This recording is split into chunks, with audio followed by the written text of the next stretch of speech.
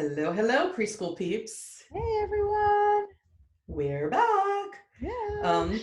Yeah. So last time we started the episode talking about how I'm always going to let my hair be natural. And this time I'm going to start the episode to set the stage with what I'm never going to do.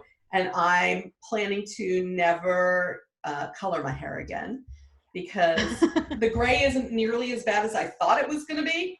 And because I can feel the difference between the healthy roots and the unhealthy dyed hair.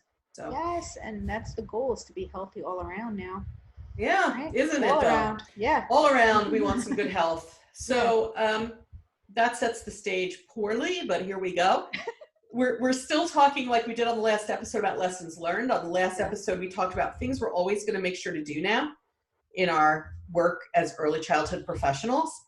And this episode is going to be about things we are never doing again because we've learned some lessons, things I will never do again. Yeah. Which I feel like is going to be a little bit of a fun episode or depressing. Exactly. It depends how we go with it.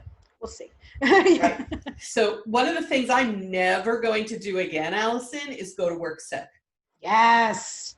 Yes. No one should be going to work sick anymore. Period.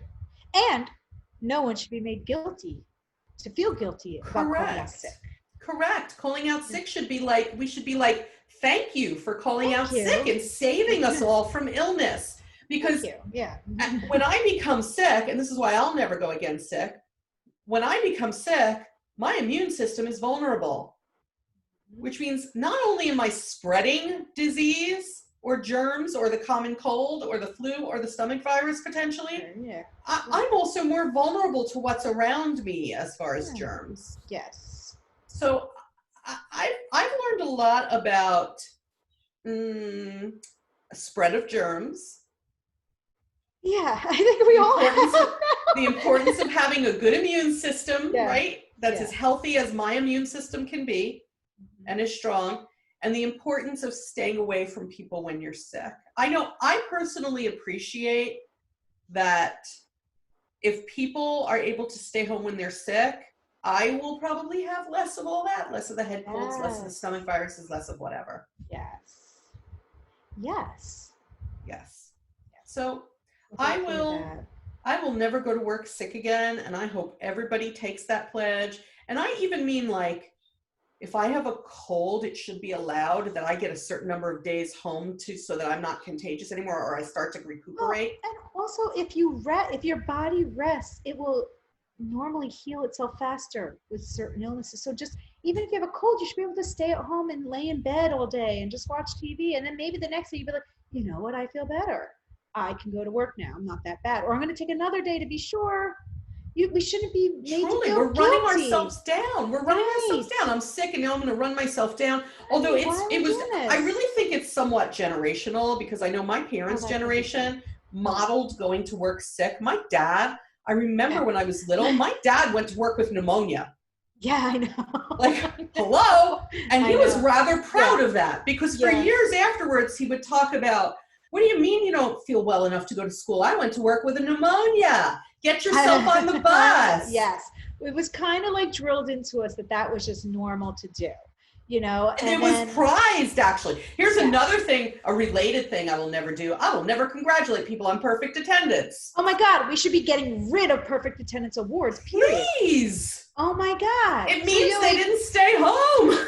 When they were sick, probably. Or say they weren't really sick that year. So you're prizing the people who just have a better immune system this year over the people who don't. That doesn't make sense. Okay? It's just wrong. It's wrong. Attendance should not be part of your evaluation. It should not be part. No. Use your sick time if you need it. And I understand if it's a workplace, I understand them saying, can we please have a doctor's note to prove your illness? I totally get that. And I would go get that doctor's note. Right, but or I would at least telemed for it now that we all know about telemed. But there's also sometimes that you just need to stay home and it's not doctor worthy. Like, I get really bad headaches. I typically just go to work with the headache. I shouldn't have to. I mean, some of my headaches are very debilitating, and I'm at work with children, which is not good. That's not good. That's not good. But don't you think if you had a good relationship with a physician and you said, listen, when I get these headaches, if they knew about your headache, If you said to them, listen, when I get these headaches, I'm going to need a note for work, they probably would tell you, no problem, call the office. Yeah, I've never had a problem getting a note for anything else. So yeah, I mean, really, you know. So let's all make a pledge, people, not only while COVID-19 still exists, but always and forever. Yeah. Let's let go of that whole example of like my dad went to work with pneumonia, so what's wrong with me? Let's let that go and realize that actually the kind and smart thing to do for other people and ourselves is just stay the heck home. Stay home, people. Okay, stay home. Okay, stay home. So that was like my thing. Yeah, my thing is I will never feel guilty maybe about sending a child to the nurse to get her opinion on whether the child is sick. I used to feel bad. Guilty about using a nurse? Yeah, sometimes, because I was like, oh, he just has a cold, or I would make excuses like, oh, he just has a cold, parents have to work, I feel bad. Now I won't feel bad about that. Like, I'm just like, you know what, if you're sick, you go home, you know, but let the nurse make that call. Like even if it's a little thing, but like, you know what, let's go to the nurse, let's get it checked out. Let her decide if the child should stay or go home. Let her make the call, instead of me not even sending them to the nurse. Be like, it's just a cold. Yeah, we can deal with that. You know, sometimes I think that's the like me working in childcare syndrome a little bit. The parents always had to work, so you always, you know, sometimes you just made do. And now I'm like, no, if you're sick, stay home. You're out of here. You're out of here. You're hacking up out of here, kid. Bye-bye. Yeah.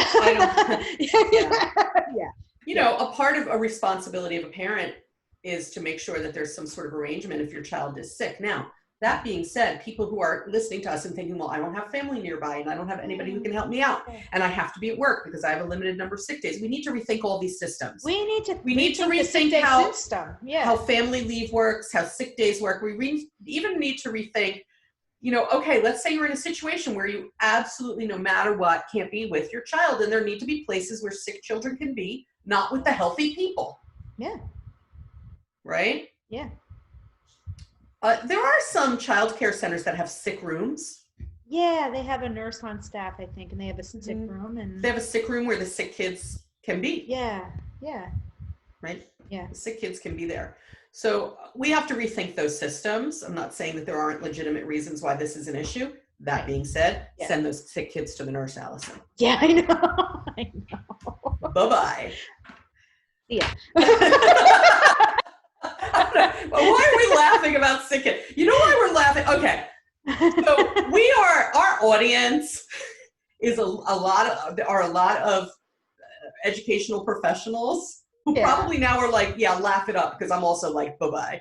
But this whole sending kids home when they're sick has been an issue for a long time in childcare. And it has been. In childcare in particular, because I know when I worked in childcare settings where, you know, you would get kids in and they'd bring in their sippy cups and the liquid would be the color of Tylenol or something. And we were like, oh, great, they're drugging the kids. Or at noon every day, everybody who woke up with a fever suddenly had a fever again. Yes. This has been this a long... needs to stop.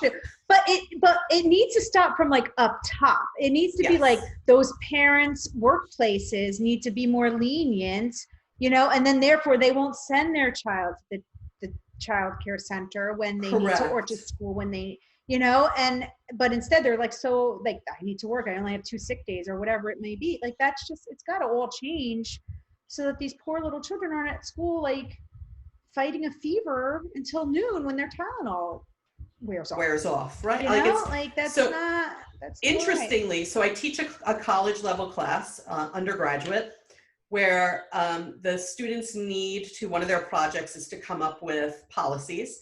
One of the policies is a sick illness policy, and they have to have a flyer, and it has certain requirements, and then they have to describe their thinking based on the resources. So on the flyer, one of the requirements of the flyer is to put down what are the consequences for families if they don't pick up their sick children.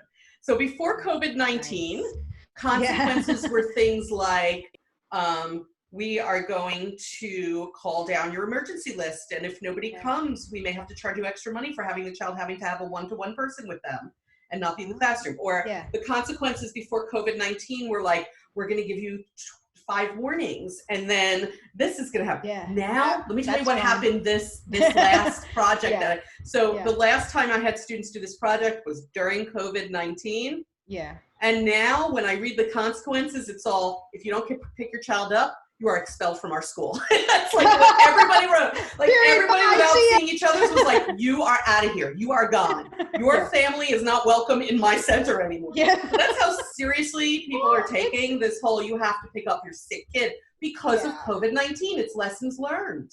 Yes. Lessons learned. Even the undergraduates who don't necessarily work in the settings are like, no. Done. Okay, so let me see my notes. Something I will never ever do again is take for granted having human beings in one room. Yeah. Yeah. Right? Just being in a room together is seriously something we haven't experienced in a while. The sort of work I do, it's going to be a while still until I'm in a room in schools. Schools can't have visitors, and rightfully so. Right. And even if they could have visitors, I personally think it's irresponsible to be going from school to school to school like Typhoid Mary, carrying my germs, from school to school. So, and I know my presence walking into a school would freak people out because they're nervous enough being there. So there's 1,000 reasons why I'm not willing to do in-person things now. And thankfully, I have clients who are very supportive of that and are like, no, we're going to figure out the distance thing so that we still get your support. Yeah. But and I do, as listeners know, I do a lot of teaching, which now is going to be all virtual for a long time, and trainings and conferences that are all going virtual through the fall. So it's going to be a while, but I'll tell you what, I will never take for granted again that sort of, I don't know, connection of being in one room, even if we have to be 6 feet apart behind masks, even then. Yeah. That's a really good one, because we haven't really had, it's going to be different because we'll have to keep distance and we can't hug or high five or do anything anymore. It's really weird when it's your own kid, by the way. I can't hug my own kid is really weird. That is really because they don't live with me. If people are like, why? They don't live with me. That is really weird. Yeah, it's very, very sad. Yeah. But I think when, at least in my experience, when I do go, at least just see my family and we're all like 6 feet distanced in the yard, it just boosts my spirits just seeing them and able to have like conversations in person and like instead of on the phone or whatever. It's just it's like game changing a little bit. It really is. I've done the social distance barbecue with a friend, right? Yes. I've done the social distance visit like that, and I've done the social distance visit with one of my children who lives in the same state. Yeah. The first time that my son and his girlfriend came and we did a very socially distant visit was Mother's Day. He wanted to surprise me. I hadn't seen him in months. I can't tell you how this lifted my spirits. And I really believe that it will be the same when I finally get to see my other son who lives in New York. I know. And I think it'll be the same even when I'm doing trainings and I'm with teachers and I'm with students. Being just 6 feet apart is going to be such a gift. It's going to be so nice. I will never, ever take that for granted again. Yeah. You know what I won't take for granted ever again? And I think maybe a lot of teachers might relate to this, is like when you get off topic with the kids and there's just conversation and there's laughter and there's just joy and you're just talking about anything that they bring up, and there's so many like teachers that are like, no, we have to get back on track. I think we should just take joy in those moments and be like, no, this is good, and I will never take that for granted again, having like these crazy conversations at the lunch table or when the morning meetings or circle times or whatever, or story time gets interrupted because somebody wants to say something. I will never like shut that down again. Just kind of go with it and enjoy it. And because that's what it's all about, to me at least, like, because those times are like the ones that I think also the kids will never forget too. Those times where the teacher got a little goofy or the teacher got, let us have a party day or whatever it is. Like, I'll never take that for granted again. You're so right. I will never take for granted a preschooler's ability to remind me of the joys of life. And that holds true. That holds true not only in person, but also remotely. Can I tell you some of the remote learning with the kids has been awesome. Like I have had the great privilege of observing remote classes in order to be an advisor, in order to be a consultant and help people to make sure that what they're doing is goal-based and using the technology as well as they can and all sorts of things. But I have had the great opportunity to observe many different groups of preschoolers now online, and there is nothing more entertaining, folks. There is just, when they learn to unmute themselves and, there is nothing more entertaining. And I felt like every time I had, schools will say to me, are you able to observe? And I'm like, please, because I find it uplifting. It's really awesome. I have to say, like, power of young children to lift your spirits. I will never take that for granted again. Yeah. So, I think what we're saying, it's kind of funny. We thought this would be, I think, more of a negative episode. And it's been more thoughtful, I think. We more thought it was positive than negative. Yeah, and I also think we thought it was going to be really funny, and instead of it, I think it kind of took more of a serious, like sentimental kind of turn, and that's kind of nice. It feels almost like closure. A little bit, To what? I don't know. I'll still be sitting here, but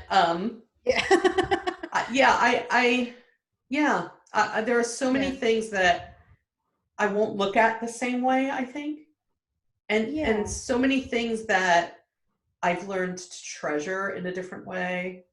That I have to really think about how I view the world, I think.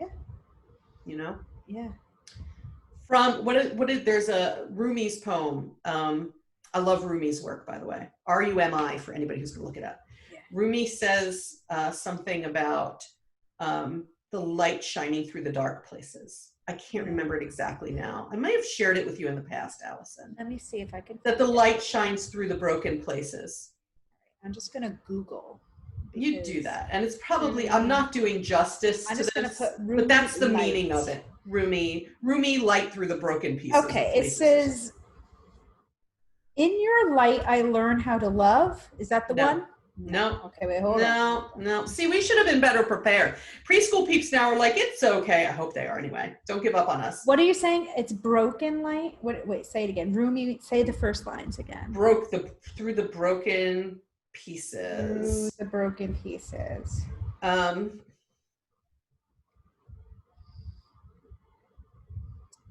Okay, we're not finding it. So here's what we're going to do. Just because people now are like, okay, you're so boring right now. So sorry. It happens, guys. Rumi has great stuff, by the way, not only that. But it is about how... Here. Together they gather the broken pieces scattered on the floor. No, that's not it. That's not it. All right, here's what I'm learning. I am never going to be so ill-prepared. Well, no, it's not even being ill-prepared. Sometimes when we're talking, things just pop in your head, like Rumi popped in your head, and now it popped in my head. So here's a quote. Ready? Rumi. The wound is the place where the light enters you. That's one of Rumi's. Is this also one of his? We are all broken. That's how the light gets in. Perhaps. Right. But that whole, everybody now, you all have an assignment. Go look up Rumi, because Rumi's brilliant. And I really do believe that from the most difficult times in our lives, we can have the most growth.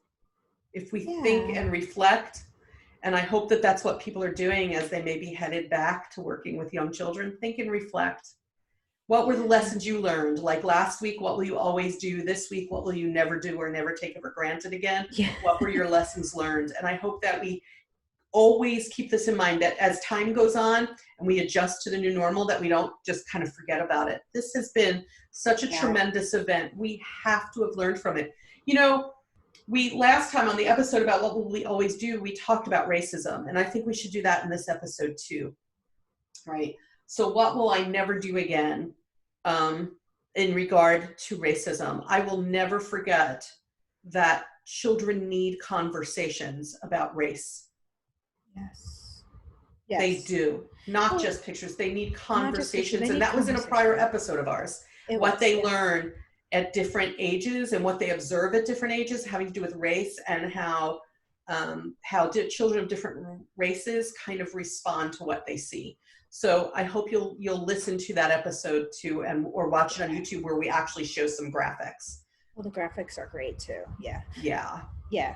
I will also never allow myself to just walk by. Like if I hear someone, an adult at school or anywhere, say something that's racist, I'm going to call you out on it now. Whereas I think before I was always like, you know what, I'm just going to stay out of that. I don't want the conflict. I don't want to, now I'm like, no, this is wrong. Like I'm never going to just walk on by again. Right, because we all have to take an active part in changing the systemic racism. It's not okay to be a bystander. Yeah, exactly. I think never going to be a bystander. Yeah. So many different things ever again. Yeah. And it's, a work in progress for a lot of people, but I hope people are working on that. Yeah. Yeah. So, okay. I think we've done it. I think we've talked now 2 episodes about lessons learned.